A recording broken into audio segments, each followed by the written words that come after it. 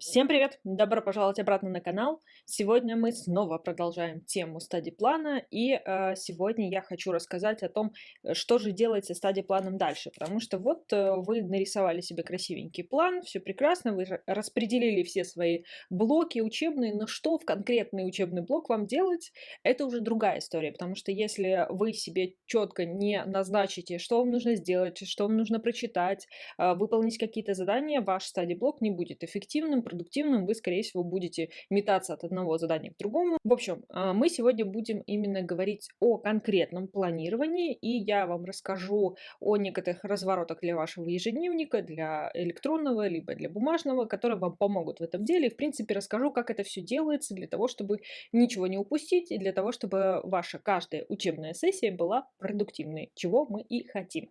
Так вот наш красивый учебный план, и мы его откладываем. Начинать надо всегда с самого начала, ну, то есть с общего. То есть мы будем идти от очень общего к очень частному. То есть мы будем идти от годового планирования или от семестрового, в общем, от семестра, от большого объема времени и вашей работы до сегодняшнего дня. То есть что конкретно вам нужно сделать сейчас для того, чтобы вся вот эта махина учебная, она продвигалась в нужном вам направлении. Поэтому я любое планирование предлагаю начинать с годового разворота. Ну, в контексте учебы можно сделать разворот на семестр, либо на 2 семестра. Зачем это нужно?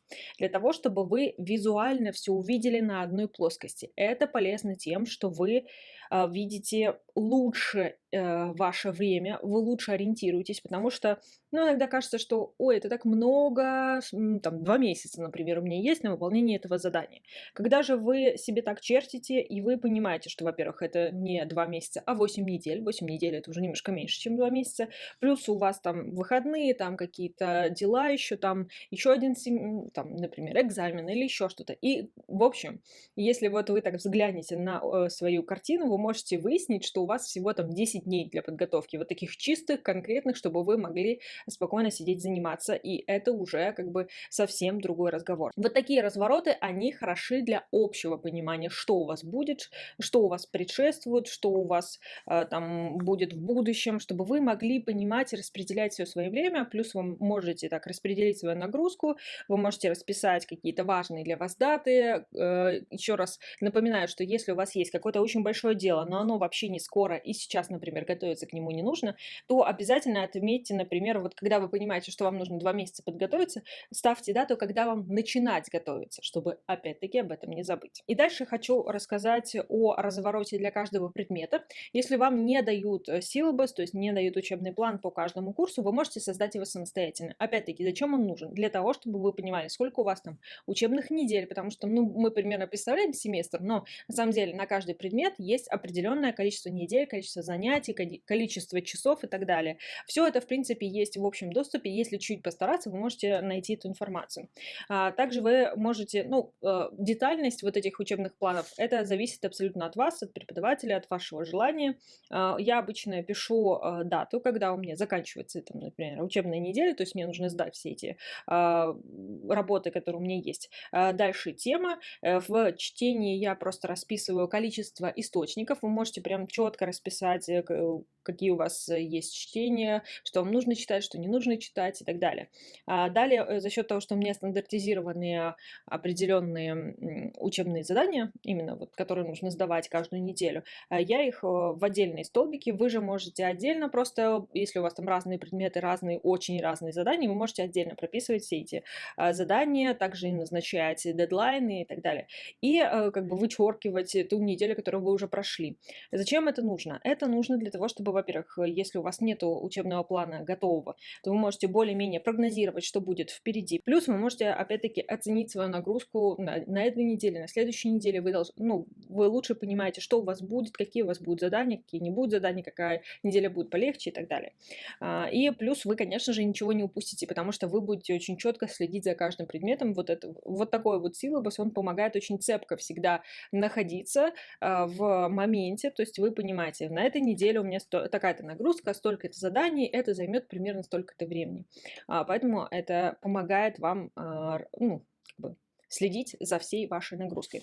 Также можно просто стандартную какую-то такую табличку, где вы там несколько предметов тречите, что вот вы на каком-то побывали, возможно, какой-то пропустили, или там задание сделали, не сделали. То есть детальность вот этой проработки зависит от вашего желания. Вы можете просто каждую неделю вычеркивать, и вам этого будет достаточно. Можете максимально расписывать, можете вообще не расписывать, можете вообще этого не делать, хотя, конечно, удобная штука, и расписывать здесь какие-то вещи, которые вам удобны. Но это зависит от вашего желания. Следующий разворот, который я тоже все-таки советую делать, это разворот на каждый месяц. Здесь уже более детально можно делать. Вот тот же самый силабус можно переносить, например, на вот этот вот.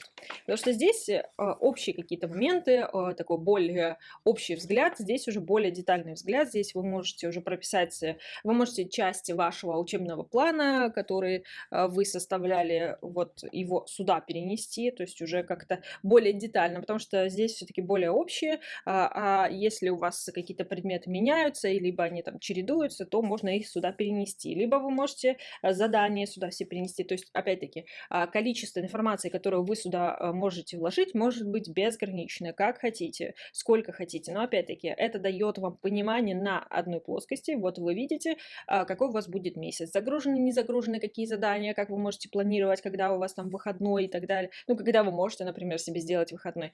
То есть вы просматриваете все это дело, и плюс вы понимаете свою нагрузку по предметам. Если вот вы частично перенесли стадий-план сюда, то есть вы понимаете, сколько часов, какой день у вас загружено, не загружено, что вы можете там куда-нибудь что-нибудь спланировать и так далее. Когда оно у вас нигде не записано, вы все время будете теряться, все время будете себя спрашивать о том, а ничего ли я не упускаю. Опять-таки, начинаем заново. Каждую неделю у нас есть определенный объем учебного материала, который нам нужно прочитать, разобрать, сдать какие-то предметы, и вы можете это все вот сюда аккуратненько записать. То есть, что конкретно на этой неделе вам нужно сделать. То есть, вы идете от общего, как я уже говорила. То есть, сначала у нас идут вот эти общие развороты. То есть вы понимаете, что, например, к 3 октября вам нужно сделать определенные задачи, а вы сейчас там находитесь на вот этой неделе. И дальше вы смотрите, что на этой неделе для предмета, что вам нужно сделать до там, 3 октября, какое количество там, материалов вам нужно забрать. Вы смотрите, когда вы это можете сделать, потому что здесь у вас будет уже более-менее расписана нагрузка. Вы выбираете неделю, в которую вы готовитесь, и уже прописываете ее. То есть желательно, чтобы они были у вас, вот эти развороты, сделаны на будущее, потому что, опять-таки, когда вам что-нибудь кто-нибудь говорит, что вот тогда-то у нас там будет консультация, еще что-то, вы можете сразу открыть свой ежедневник и записать на конкретное число, и вы уже точно не потеряетесь. Так что, когда составляем список на неделю, мы пролистываем вот эти все предыдущие списки для того, чтобы ничего не упустить, собственно говоря, для чего мы все это и планируем. Здесь вы можете расписать то, что прикреплено к числам, то есть зачастую to-do-лист, он расписывается общее понимание того, что вам нужно сделать, ну, то есть общее количество дел, которые вам нужно сделать по учебе за неделю. Здесь вы можете уже прикрепить конкретным дням, что вы хотите сделать, но зачастую я вот такой вот плавающий люблю список, а здесь как бы редко что-то пишу, но у меня более свободная система обучения. Я думаю, что если вот вы ходите в университет классический, то у вас будет здесь, скорее всего, ну, можно сюда перенести и ваше расписание, чтобы вы тоже не путались. И какие-то дополнительные штуки.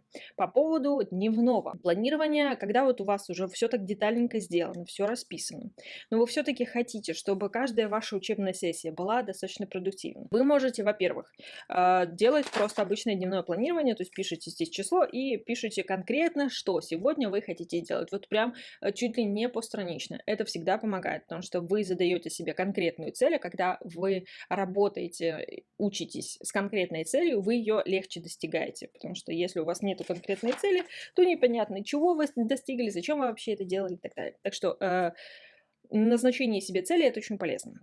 Второй момент. Вы можете просто взять, например, большой стикер и написать число, и опять-таки расписать, что вам нужно, и приклеить этот стикер вот сюда. На следующий день открепляем этот стикер, клеим новый. Тоже вариант. Очень простой, очень быстрый, и можно не всегда это делать, ну, то есть по необходимости. Вам нужно немножко больше сегодня сделать, то есть вам нужно прям конкретно какие-то вещи не забыть сделать, какие-то мелочи. Вы их записываете, приклеиваете, пользуйтесь, как только нет необходимости выкидывать это все дело. И можно вот такой вариант. Я его делала достаточно давно, у меня есть видео подробное на эту тему. На самом деле здесь все просто. Я вот этим daily study планом пользуюсь редко, зачастую, когда очень большая нагрузка, и прям вот нужно сконцентрироваться и очень конкретно учиться, очень много всяких мелочей учесть, это помогает на самом деле. Эта штука вот для каждого дня, то есть они отрываются и выкидываются, в принципе. То есть вам просто это помогает быть более собранным. То есть здесь у меня to-do-лист, если что-то нужно по времени. Далее классы, то, что как бы общие предметы, которые я учу, тут дата, понятное дело. Дальше очень помогает вот это самое необходимое, типа, что нужно сделать сегодня обязательно. Это помогает сконцентрироваться. Дальше не забыть, это какие-то вещи, я обычно сюда повседневные какие-то пишу, но бывает такое, что нужно не забыть там стирку заправить, в магазин сходить, что-то такое, потому что когда ты интенсивно учишься, такие мелочи не вылетают из головы. И вот этот блок, он тоже очень полезный, потому что когда вы в такой запаре, вы очень много чего учите. В конце очень полезно сесть и расписать, а что вы сегодня выучили, что вы сегодня сделали. Хотя бы немножечко, потому что это такое повторение, суммаризирование. Не относитесь к этому сильно серьезно. В целом это помогает подытожить все, что вы делали, и не запутаться в том, что вы, собственно говоря, сегодня выучили. Я об этом говорю и в конспектах, и здесь тоже это помогает. И ключевые слова тоже можете расписать, набросать какие-то слова, которые, например, новые вы выучили, какие-то сложные, которые вам нужно повторить. Это тоже можно сюда записать. И на следующий день можете это немножко поразбирать, но в целом это такая вот однодневная история. Следующий день новый заполняем. Повторюсь, это не обязательно, но это тоже помогает. Это помогает сделать каждый час вашего обучения, каждый день вашего обучения максимально эффективным. Это помогает, если у вас много предметов, большая нагрузка, для того, чтобы во всем этом не теряться. И вот это все. То есть главный принцип идти от общего к частному, для того, чтобы не забывать какие-то крупные проекты, для того, чтобы продвигаться и в больших целях, и в маленьких. То есть, потому что мы очень часто в своем ежедневном планировании слишком мельчим. То есть вот нам нужно сегодня вот это все сделать, какие-то вот маленькие шажочки, которые недавно, например, нам сказали, что нужно прочитать, нужно сделать, и мы про это помним. Но зачастую есть очень много проектов, которые большие, которые тянутся, которые в любом случае нужно делать, но про них мы забываем. И вот как раз в этом помогают и стадий-план, и вот такие вот развороты. То есть вы его открываете, и такая, так у меня тут вообще-то еще нужно вот это, вот это и вот это. Нужно какие-то определенные шаги делать. Да, возможно, это не какие-то гигантские, это не несколько часов в день, но все-таки нужно вносить вклад и в большие проекты. И ссылочку на вот этот PDF-файлик, который можно распечатать на любом формате, но он лучше, конечно, смотрится на А5, можно и на А4. Все будет внизу, все ссылки, все на предыдущие видео и так далее. Надеюсь, вам было полезно и интересно. Подписывайтесь, ставьте лайк. Пока-пока.